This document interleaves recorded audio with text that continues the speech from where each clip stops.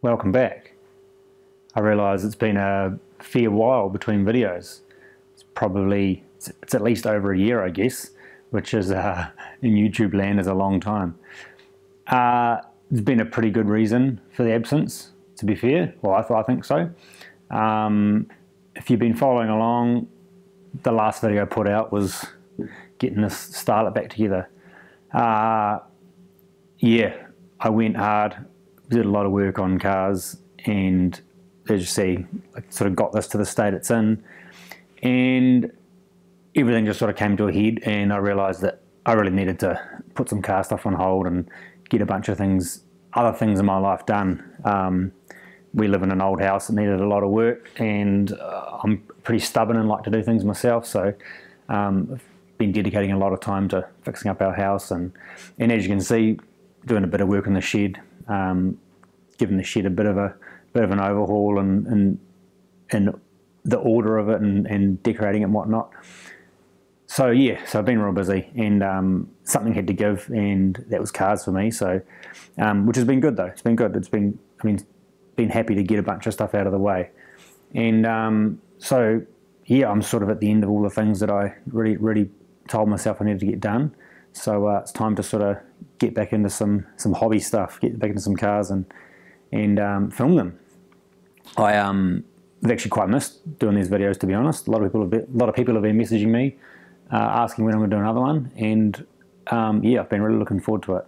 But yeah, I can't do everything, so it's finally time to sort of start getting some of this stuff done and getting back into it. And if you've been watching for a while, you've probably noticed there's a bunch of cars in the background, and I can't seem to stick to one project at a time. So yeah, there's lots to do in the future, and lots of things to catch up on.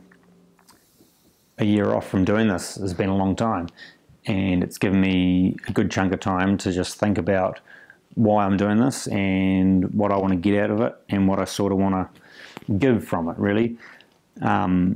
I sort of consider the internet responsible for a lot of the things that I've learned and the skills I've sort of attained, and like I say, it's mainly been from the internet, so I sort of feel a little bit of responsibility to, seeing I've taken so much, to just give back what I can, really. I know a lot of guys have really enjoyed following and hopefully learning a bit.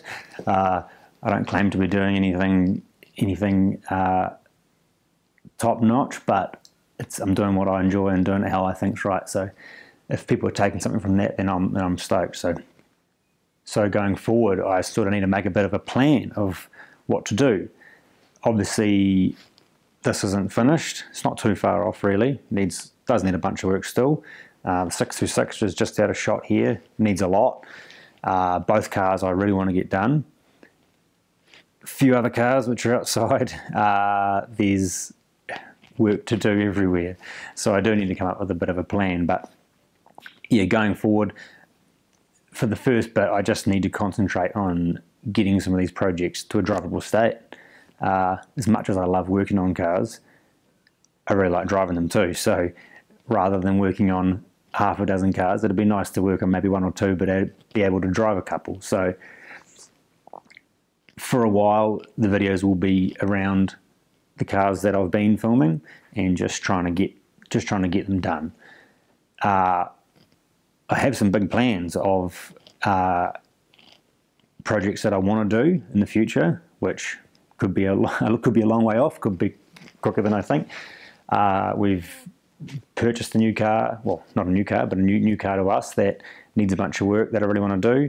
So yeah, as you can tell, there's heaps. I have put a bit of thought into potentially in the future making whatever this is somehow profitable. It seemed that to me it's a bit weird, it's a bit hard to admit, but it's a lot of time, a lot of effort, and I really love doing it. But if I could do it a bit more full time, it'd be wicked. So I do have some ideas. I think there are ideas that I haven't really seen people do. So I do have some ideas maybe for the future of potentially bringing in a few dollars just to basically to allow me to do it more often. Whether or not that eventuates, time will tell. Like I said, really the first thing on the cards is just to get some of my own crap out of the way and get some of these cars done. While I've not been making videos, I've put a bit of effort into just thinking about what I would do as a sort of first video, getting back into it. And I thought what I'm doing right now would be great, bit of a catch up, just explain things. And something I've actually wanted to do for quite a while is just get all my cars together. One of the most recent jobs we did in our house was we finally concreted the driveway, which I'm rapt about. It used to be a mix of bits of concrete, dirt, gravel. It was just terrible. So we've concreted our driveway. So I thought we just happened to be in the middle of a lockdown here in New Zealand. And I thought, how about get all my cars out, give them all a blow off, give them a clean, and just sort of throw a bit of a car show for me and the family, seeing we can't really do too much else. So yeah, so this video is going to be just show you around the cars. It was actually really cool for me. I've never seen all my cars in one spot together, so it was actually really cool for me to see that, and it's cool to share. So we got all the cars outside, gave them a bit of a clean up, and I just have done a bit of a run through of each of my vehicles and maybe a bit of history and just some ideas for each car going forward. So I thought this would be a sweet video to sort of say, hey, I'm back doing videos. So yeah, sit back, take a watch, and hope you enjoy.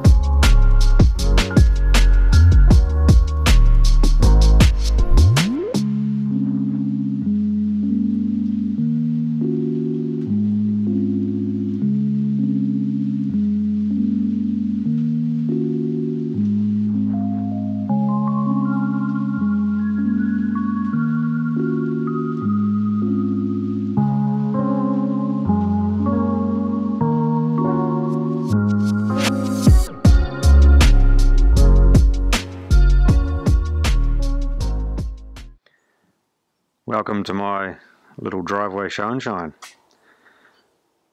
Seeing that we're in the middle of a lockdown here in New Zealand, I thought we'd get all the cars out of their hiding places, blow off the dust and the cobwebs, and give them a bit of a wash up, and yeah, put on our own little car show.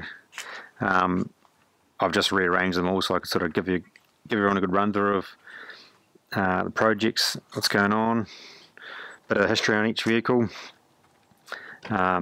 Missing two other cars actually.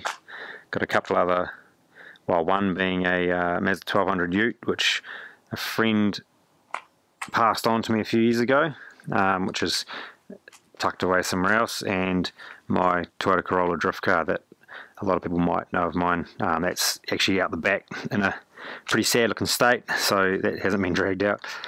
But yeah, this is quite cool for me actually seeing this, because I've never seen all my cars in one spot, so it's really cool actually to see them all lined up. So newest vehicle being my 96 80 series Landcruiser over there. Bunch of Toyotas and one Mazda, the oldest being the 1969 Toyota Crown. So what I'll do is I'll have a bit of a run through of each vehicle. Maybe I'll start with the vehicle I've owned the longest, and then run through to the vehicle that's the most recent purchase. And I'll tell you a bit of history and tell you what I've done to each one, and maybe a bit of future plans for them. My Mazda 606 here, which I guess most of you know because this is probably the reason you're here watching these videos. I've had this for a fair while. I must, probably around 10 years, I guess. Bought this thing as a bunch of local dudes have been using it as a bit of a skid car. It was just a pretty banged up shell, really, and I managed to buy it off them cheap. I think I might have paid, I don't know, $300 or $400 for it or something, and it just sat for years and years. And I sort of slowly accumulated parts that I thought I might use to build it. And then when I sort of finally had the time, I started cracking on, which obviously like I said, most of you have seen. You've been following this project, which I haven't touched for a couple of years, which is why it's deteriorated. There's a bit of surface rust. I feel a bit bad, to be honest, but as we've gone through in the past, really had to prioritise some stuff. So originally when I got this car, I sort of always had a bit of an idea to make a race car out of it, or something along the lines of a race car, and I did really think sort of a silhouette style race car to start. But yeah, as I accumulated the bits that I wanted to put in it, and as things popped up, this is the car I ended up wanting to build. So the real kickstart when I started to build it was the motor, really. So my Toyota Corolla drift car that I mentioned just before, when I crashed that, it was sort of, the car was needing a lot of work, and obviously the repair work, but just a bunch of work before that. And so I thought, well, here's my chance. This is the motor out of that Corolla, this 13B. It's a 13B peripheral port. I thought, all right, here's a good chance to get a motor for the 626. So pulled the motor out of my Corolla, and then this project started. So for those that sort of haven't maybe followed the build of this, I'll just give you a quick run through. So it's a Series 6 13B, so it would be out of a Batmobile RX-7. This is a peripheral ported motor, injected. It's got a RX-8 6-speed behind it, and so sort of that was the basis of it. I thought, right, cool, naturally aspirated, nice and low, nice and wide, rotary race car. So it's running TRS Michelin slicks all round, which are slicks built for the Toyota Racing Series open wheelers. It's currently on 13 by 9 and 13 by 11 wide steel wheels, but I also am building some alloy wheels for it, some SSR Mark IIIs. Up back is a Toyota F-Series diff out of a Toyota Steamer. Now I've handmade all the steel wide body guards and spoiler and chin lip. A lot of all this stuff needs to come back off. I put this car together just to sort of get it as a rolling car, and took it to a Rotary Reunion a number of years ago. And then, yeah, like I said, it's sat ever since while other projects took hold, and it's not looking in the best state. But looking forward to cracking back into this car.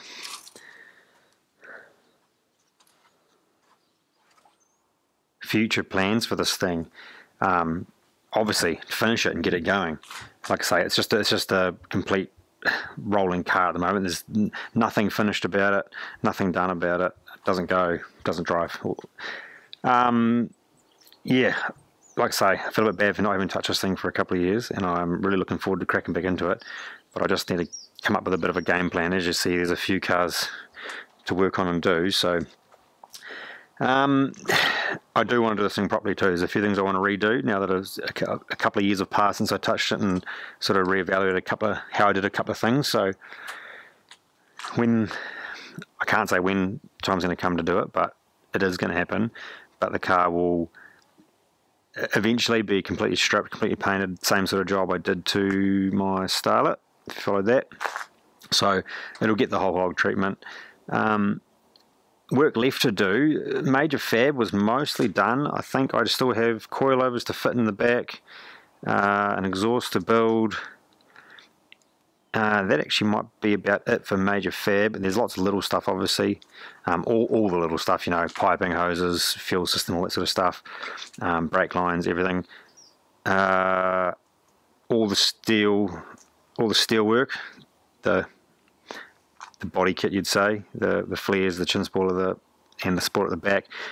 Those are, none of them are done either. They all need a bit of work, so they all need to come off, be redone. There's a bit of rust in the car, especially up around the roof area, so all that needs to be done. And obviously a full panel and paint, so there's a lot to do. There's heaps to do. Oh, sorry, and a roll cage. That's probably the last big fab job to do. So there's plenty to do on it.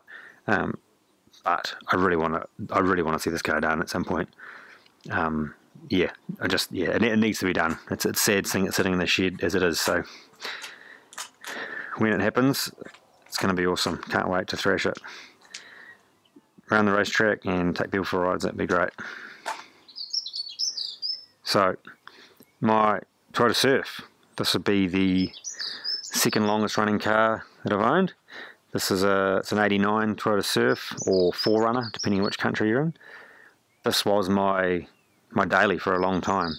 Started life as a 2L 2.4 turbo truck, which, if you know these trucks, you'll certainly know that I proceeded to kill it, because that's all that happens to the 2.4s in these.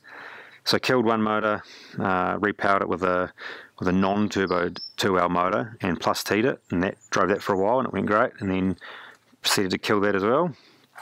And then when you've got one of these trucks, which I think are cool, awesome old trucks, and you're sick of the factory power plants letting them down, there's a few options, but the one that stuck out to me is to 1UZ V8 power it, which is what I did.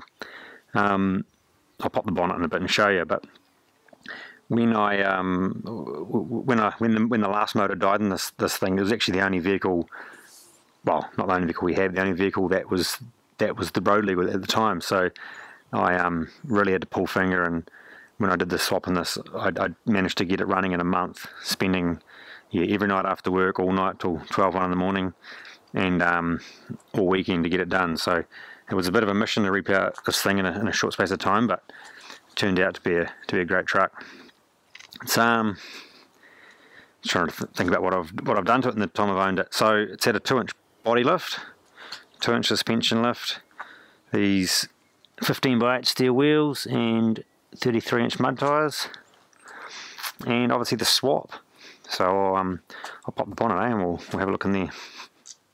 It's a bit grimy looking in here, hasn't been driven for a couple of years, but yeah, so just the classic 1UZ swap into a Hilux. Great motors, honestly, in these things. This is what they should have come out with. This is what they should have come out with if they were available at the time. Pretty straightforward swaps. These have been, they've been done worldwide, and they're pretty easy to do. A few little tricks to them, but nothing really too hard. This truck used to be, it was a manual truck to start, but when I put the motor in, I converted it to auto, which I was keen to do. I quite like a 4-drive that's auto, and I quite wanted a daily that was auto, so I left the factory auto on the motor and adapted a later model Toyota Surf transfer case to the back of the transmission. So it's now an auto truck. Not much else really to report. Bog standard motor, just with a filter and a big exhaust. Factory wiring and factory ECU for the V8. Yeah, good truck. I shouldn't even have this thing, to be honest, anymore. When I upgraded to the Landcruiser, the idea was that I got the loan to buy my Landcruiser, and I would fix the Surf up, flick it on, sell it off, and that would then cover my loan. And then subsequently, I just ended up paying the loan off, and I still have the Surf sitting here. It's a vehicle that I have hummed and hard about what to do with for a long time, and I was going to sell it as a project. I was going to keep it. I've changed my mind numerous times, and I think the idea I've settled on now is to fix it up and sell it on. There's a bit of rust in it. I think one of the sills has got some rust. These window surrounds up here, they're toast. They need good repair. Maybe a little bit around some of the guards, but nothing too bad. So I think I'll likely fix the rust and give it a paint job, and there's a couple little minor mechanical faults with it that I need to fix, but other than that, it'd be, especially with a nice paint job and no rust, it'd be an awesome truck. One of the reasons that I avoided selling it as it was that I was a bit worried it was going to end up as a bush truck, and I was kind of a bit too attached for it to end up like that. Interior's pretty reasonable for a 32-year-old vehicle. Just a bit of a worn seat and a worn centre console, but other than that, it's pretty good. Yeah, good truck. I tell you what, if you got any interest in buying it off me and preventing me from falling into the rabbit's hole of restoring vehicles, then hit me up. I might sell it to the right home. I'd really like to see the truck go to a good home. I'm really attached to it, so yeah, either I fix it up and make it cool and hopefully sell it to someone good, or someone with an idea of fixing it up and restoring it would be cool to sell to. So yeah, right. Next vehicle, eh? Right. So the next vehicle that we acquired is this our 1983 Toyota Hiace. Now this thing's been a camper van, as you can tell, popped up on the roof. It's been a camper van since the day it was built, as far as I can tell. It was I think Bluebird Camper was the camper van company that it was originally. This is another $300, $400 score, this van. Although score might be a bit too positive. A guy I know locally hit me up one day and said he had this old van parked in the paddock if I'd like to have a look at it, and I went and had a look, and it was looking pretty bad, to be fair. But when we popped the pop top, I was sold. I think the pop top made me buy it, which now that it's done, I'm glad we got it. But man, at the time, I think I severely underestimated the amount of rust to do in this van. It was the things had new sills, new window surrounds, new taillight surrounds, A-pillar repairs, door repairs, roof repairs, everything pretty much. To give you a sense of how much rust repair, I bought a full sheet of panel steel, so 2.4 metres by 1.2 metres when I started it, and when I was done there was just scrap metal left over, so a lot of steel went into this to fix it. But yeah, once I'd fixed the rust, painted and painted it, we continued to, I can't quite show you inside at the moment, there's a bit of crap in there, but we refitted all the back as a camper setup. So there's table and seating and sleeping inside, and although I can't show you because it's too close to the fence, but in the back is the kitchen setup and through the tailgate. So we quite regularly camp in this thing with the four of us, 2 kids and 2 adults, and it's a tight squeeze, but it's actually, yeah, it's quite good. The children's bed's actually up in the pop top, which is a pretty cool little space for them to hang out. This thing's running its factory 18R and 4-speed, which I had apart and put a bunch of parts in and had some things reconditioned. Once I had the motor reconditioned, we drove it quite a bit, and got it recomplied first. It was deregistered, so I recomplied it. Has had all the brakes reconditioned. All the ignition and carburetors had a good going over to get it all running, and it's actually a really reliable vehicle now. This is the child wagon. This is what the kids get to school with. They need to go to school, rugby practice. So it's a pretty cool vehicle to. Well, I think it is anyway. Maybe not everyone's cup of tea as your daily, but this is what my wife takes the kids around in. And they love it. So it's pretty cool, I think. For a van that's spent its life as a camper and travelled a fair distance around the country, it's pretty tidy, really. Still needs a roof lining, but yeah, it's a cool van to travel around in. We've travelled a fair bit in it, and it's awesome. We love cruising in it. So next up is my 1983 Toyota Starlet. So a lot of you obviously seen this car. This is the last project I sort of worked on and filmed. I bought this car off a friend as a bit of a drift tack. Well, he'd had it as a drift tack, and then I Bought it off him and did the same, drove it around the place and took it to track days and drifted it a bit. And when I got it off him, it was had the same 16 valve 4AG it's in it, but that was about it that it's still got, to be honest. I over time did a gearbox swap, put a J160 6-speed out of a Toyota Hiace in it. It's had the diff upgraded to a narrowed F-Series Toyota diff. Coilovers all round. It's had a bit of a brake swap in the front, just with some vented rotors and some calipers to fit under the 13s. And, well, as you've seen from the videos, a hell of an overhaul in the body department. This thing was pretty bad. Yeah, pretty bad. But I never intended actually on this car being this nice, but well, that's where it is now. I'm glad it's there now, but yeah, it was a lot of work. There's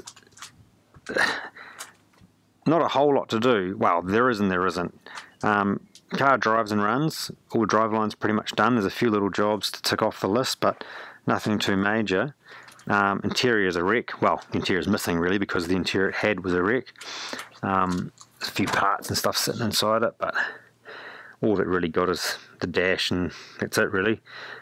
Seats are knackered. Those auto sports, they're going to get a retrim. Got some door cards to retrim and carpet, so there's a lot of work to do inside the car, but driveline wise it's mint. Body wise, I do want to give it a good wet sand and remove some of the runs that if you follow me painting it, you'll see I've got a few runs in it, so I want to get that sorted and then get it road legal. So yeah, getting some cars road legal would be nice actually. I'll pop the bonnet and we'll have a squiz under the bonnet. It's had a hell of a birthday under the bonnet here. So this is a stock small port 16 valve 4AG, other than the throttles it's got on it, which I put on. So it's an intake manifold that I made, some 4AG silver top throttles and some hand spun trumpets. It's got a Link Atom ECU running it, just some generic crappy Kobe extractors which need a hell of an upgrade. But yeah, other than that, she's a stock motor. It's a little bit tired, needs some stuff done to it, but for now it's doing the trick. I spent a lot of time trying to get this engine bay removed of everything I could and nice and smooth. So it's got this car's running a pedal box for the brake and clutch, so hence why there's no master cylinder or booster there. Gives it that real nice clean look. So yeah, like I said, there's not too much to do for this to sort of be a good usable car really. A couple of little things. I do need some new bumpers for it. Both bumpers are a bit trashed. Those little bits I said to get it up to scratch. Interior, get it road legal. There's one big dilemma I'm having with this car, and that is to do with that sucker there. Like I just said, it needs a refresh, and I'm in two minds about whether I pull this motor down, give it a birthday, give it some cams and some compression, or whether I go to the dark side and strap a turbo on the side of it. I know in a lot of people's eyes a turbo on there would be a bit of sacrilege in a car like this, but I don't know, I'm really torn. I really would like a fast turbo street car, and I've never had one, and all these cars are all naturally aspirated, so I don't know. So this car might end up with a turbo on it, but we'll see. I'm not sold either. I really do like the look of as it is, and I do like how it is, but if I am to keep it naturally aspirated, it really needs compression and cams, because it sounds good, but it's gutless as, and it's not as fun as it could be. But anyway, yeah, there's stuff to do. There's stuff to do. Just got to prioritise what I do. Oh, can't end without going over the most important part of every car, the wheels.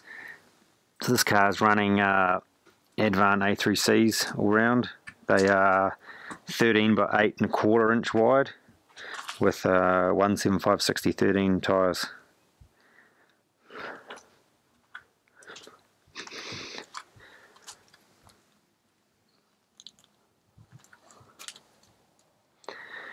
If anyone happens to have centre cap like that they'd be willing to sell. I'm missing one. I lost one from a back wheel and it guts me, because it was a full set of wheels of centre caps when I got them. So if anyone has one that'd like to sell to me, hit me up, please. And so for the newest vehicle of the fleet, this is my 96 Toyota Landcruiser, 80 series Landcruiser.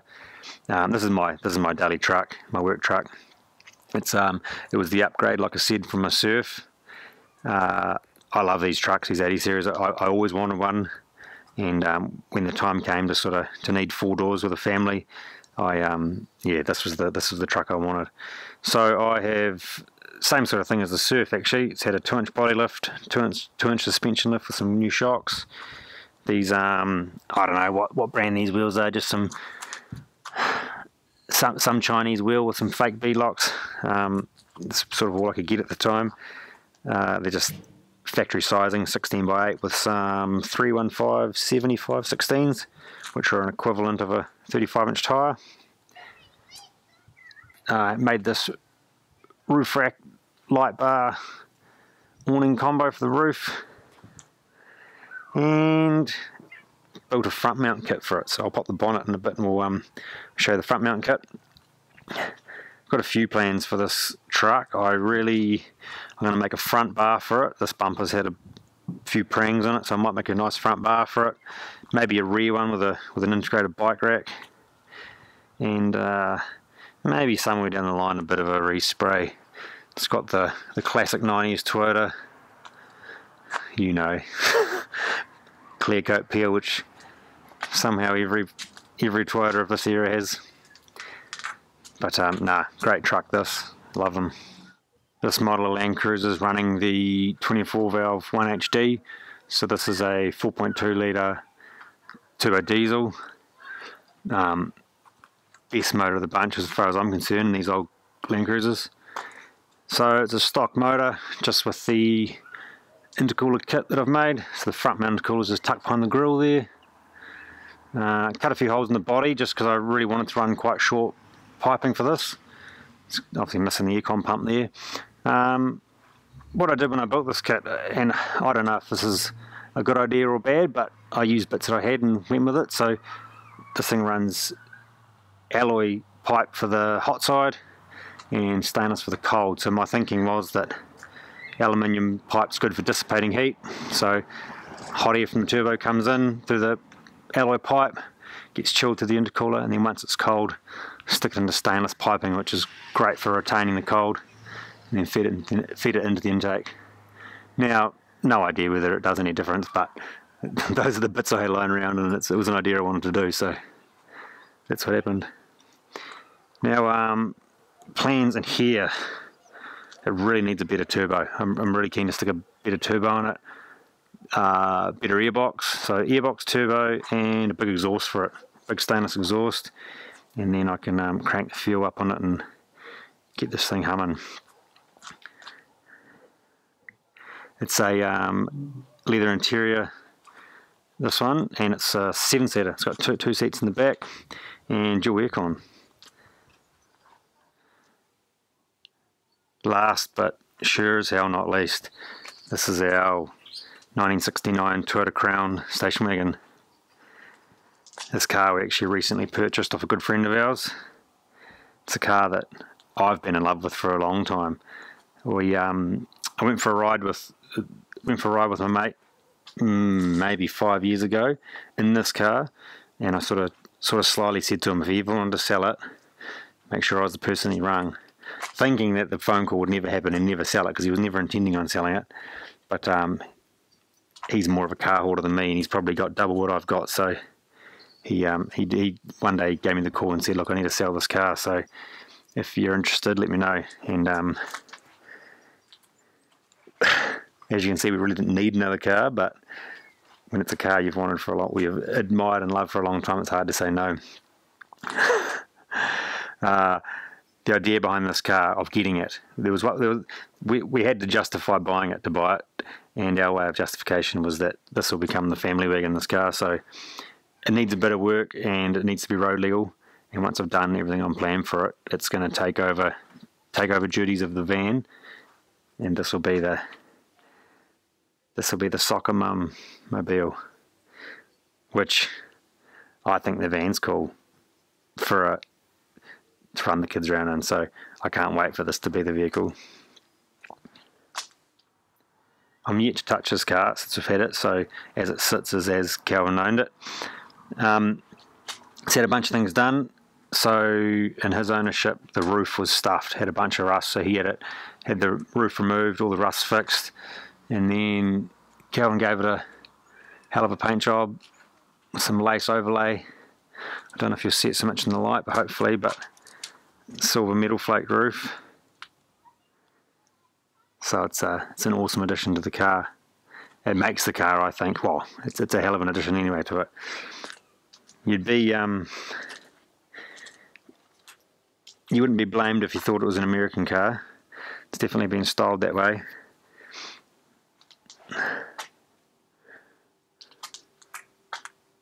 I'll pop the bonnet, and I'll show you what's pairing this thing.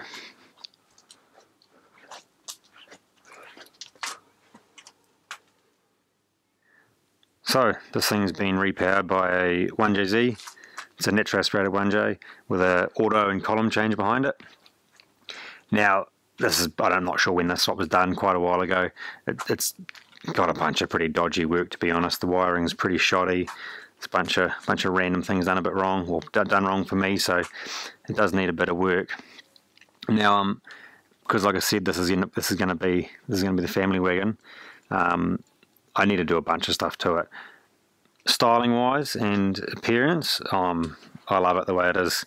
Calvin did a superb job of styling this car, so it'll stay cosmetically as it is, but it just needs to be reliable. So I'm gonna potentially pull the body off the chassis. It's a full chassis car, just because I'd like to really go over the entire drivetrain, all the brakes, just make sure everything's up to scratch, everything's done right. The motor needs a bit of attention. It's leaking water and a few other things, so probably pull the motor out and just give that a good checking over. Completely overhaul the wiring in the vehicle. And sort of a couple of things we decided it needed when we brought it was that it needed to have power steering, needed to be, well, Kate was pretty keen it needed to be auto and have aircon, so I'm going to retrofit aircon. And it needs decent brakes. It's had discs put on it because this would have been a drum brake car to start, but they're unboosted, so I'm going to try and adapt a booster in there to get the brakes working better. So a bunch of stuff, and interior. The interior is pretty tatty in it, so I'm going to give this thing a good tidy up, interior and mechanical wise, get it road legal, and then then we'll be cruising. Can't wait. Well, I hope you enjoyed that as much as I did. That was really cool for me, just to get all my cars out there and sort of appreciate my own hard work, really. I often don't stand back and admire things sometimes, so it was cool to really just get all my stuff together and just, realise how lucky I am to have the vehicles I've got. So thanks for watching, really appreciate it. And the next video, I'm going to do a bit of a garage tour. Like I said at the very start, I've done a bunch of work in the shed, reorganising stuff and decorating and tidying things up. So I thought before we kick off doing car projects, it'd be cool just to give you a good run through and show you what's in the shed, the tools I got, a bit of layout stuff, and so look out for that one. Hopefully maybe in the week. And once again, thanks for watching. Cheers.